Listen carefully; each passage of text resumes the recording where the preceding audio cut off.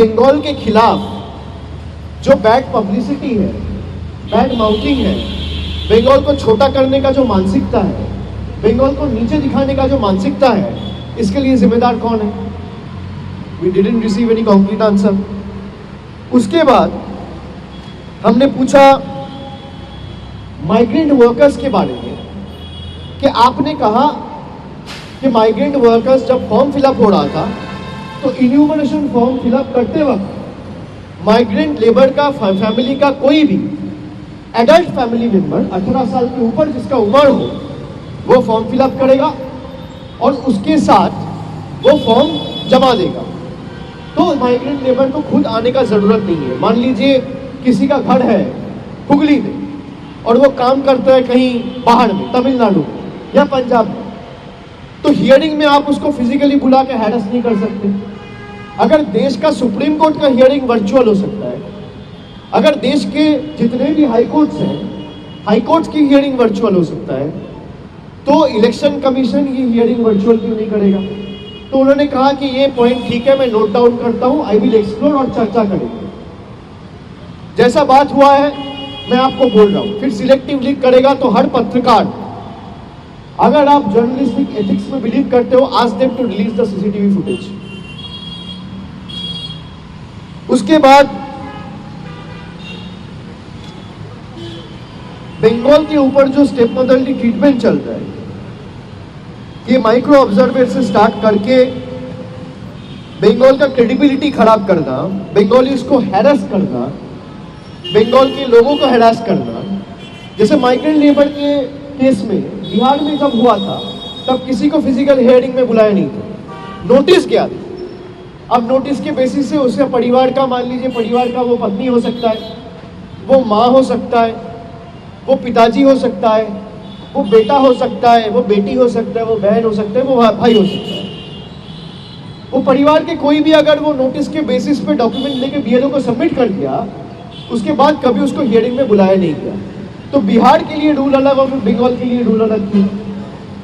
तो ये 8-10 सवाल हम लोगों ने पूछे और कोई भी वो 2-3 मुद्दा, जैसे एक मैंने बोला पर्सन विद डिसेबिलिटी, एक मैंने बोला 60 के ऊपर जिसका एज है और मेडिकल कंडीशन है, और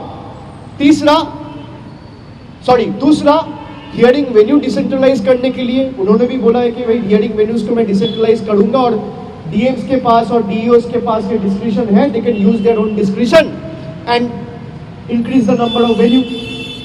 तो ये चीज स्टेट को उन्होंने लिखित में दिया नहीं था, आज मुझे बोला, पता चला, तो we will look into it कि अगर हियरिंग वेन्यूज बढ़ाया जा सकता है तो लोगों को दिक्कत नहीं होगा। उन्होंने बोला कि आपके BLA-2 क्यों हियरिंग वेन्यू में जाएगा? मैंने बोला क्यों नहीं जाएगा?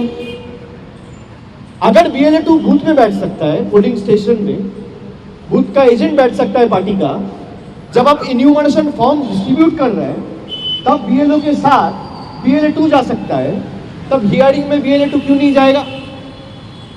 बोला नहीं जाना चाहिए। मैंने बोला ठीक है, नहीं जाएगा, आप सर्कुलर इशू करो। बोला मैं सर्कुलर इशू नहीं करूंगा। मैं बोला सर्कुलर इशू नहीं करेगा तो BLA-2 रहेगा। अब ये जो जोर जबरदस्ती मानसिकता, वो सर्कुलर इशू इसलिए नहीं कर सकता क्योंकि circular will be challenged in the court of law. अगर आप ओरली बोलते हैं उसका कोई वैल्यू नहीं है। तो अगर इलेक्शन कमीशन को लगता है कि भाई BLA-2 नहीं रहेगा, और मैं ये दोबारा दोहराना चाहता हूं, यही सब गलती कांग्रेस ने किया है। आम आदमी पार्टी दिल्ली में पकड़ नहीं पाया, बिहार में आरजेडी कांग्रेस पकड़ नहीं पाया, इसलिए बीजेपी 88% का स्ट्राइक रेट लेके जीता है। बीजेपी महाराष्ट्र में जीता है, स्ट्राइक रेट है 88%। बीजेपी दिल्ली जीता है, स्ट्राइक रेट है 88%। बीजेपी बिहार जीता है, स्ट्राइक रेट है 88%। ये कोइंसिडेंस लगता है आपको? वोट चोरी तो यहां हो रहा है, वोट चोरी ईवीएम में नहीं हो रहा है।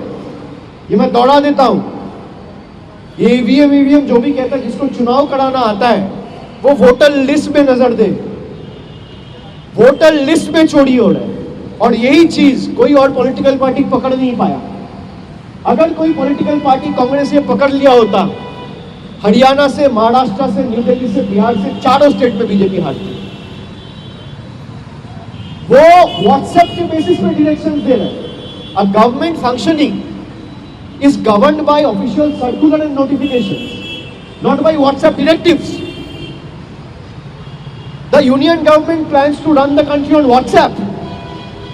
The Election Commission of India wants to run the country and the state on WhatsApp without issuing any official circular and formal notifications. What is compelling them from issuing notification, from issue and notification? Because they know if we issue a notification, all political party in the country, including us, will have the right to challenge it in the court of law. That is why they are not doing it.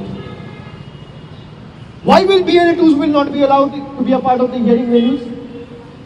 If they can be a part of the entire SIR process when the enumeration forms were distributed, if they can remain present within the polling station when the votes are being cast, why can't they be a part of the hearing process? What is it that the Election Commission is trying to hide? Why is it not making the logical discrepancy list public? How can you clean a list by hiding details? Answer me. उनको लगता है गला उठा के बात करेगा और थोड़ा बहुत जोर से बोलेगा तो सब दम जाएगा। हम लोग जब बात करना शुरू किए, पहली बात तो जब कोई बोल रहा था वो रोकने टोकने लग गया। He started losing his temper. मेरे तरफ उंगली उठाने लग गया। फिर मैंने बोला you are nominated, I am elected. आपका उंगली नीचे करके बात करिए। हम लोग जो यहाँ पे बैठा हुआ है जनता का वोट से चुना हुआ है। बीजेपी के बदौलत खाली आपका एक नोटिफिकेशन का बेसिस पे मैं यहाँ पे नहीं आया हूँ। We are answerable to the people at large. You are answerable to your masters.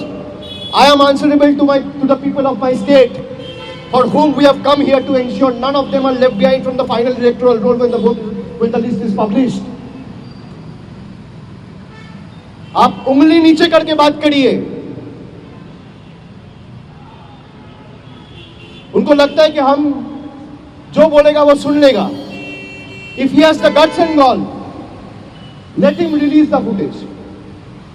I'm standing outside the Election Commission's office. Here it goes. Nirvachan Southern Election Commission of India. Gyanesh Kumar must be hearing what I am saying before the media now.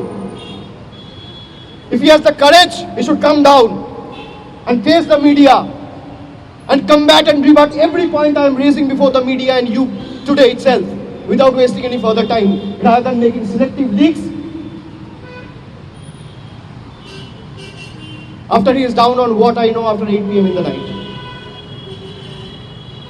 What is stopping him? He thinks the people of Bengal are his subservient. He thinks people of Bengal and we parliamentarians and the ministers, the MLAs or the MPs who have been elected by the people, standing in long queues by exercising their franchise, are they bonded laborers? Are they slaves? Apart from 2 or 3 basic questions, he has failed to answer any of the valid questions we have raised. ABP Ananda এগিয়ে থাকে, এগিয়ে রাখে।